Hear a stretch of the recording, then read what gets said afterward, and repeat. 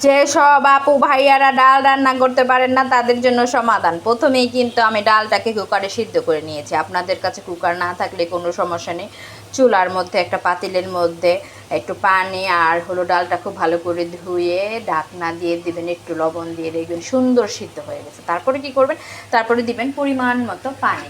পানি দেওয়ার পরে কি করবেন, তারপর দিয়ে দিব একটুখানি হলুদ। অত বেশি দিবেন না, কারণ হলুদ বেশি দিলে কিন্তু টেস্ট নষ্ট হয়ে যায়। দিবেন একটুখানি লবণ, একটুখানি কি সেটা দিবেন পরিমাণ মতো টেস্ট অনুযায়ী। আমি কিন্তু এখানেও কাঁচামরিচটা স্কিপ করছি।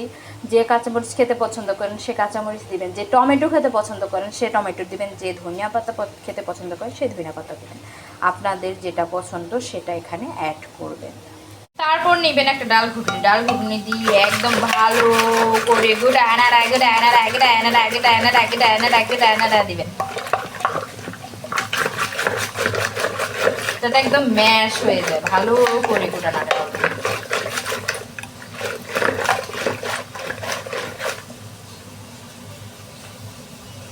তারপরে এই যে পেঁয়াজ আর রসুন দিয়ে বাগার দিয়ে দিলেই কিন্তু আপনাদের ডাল রেডি হয়ে গেল। আপুরা ভাইয়ারা দেখেন আমার ডালটা কেমন হয়েছে, খেতে কিন্তু অনেক সুস্বাদু হয়েছে।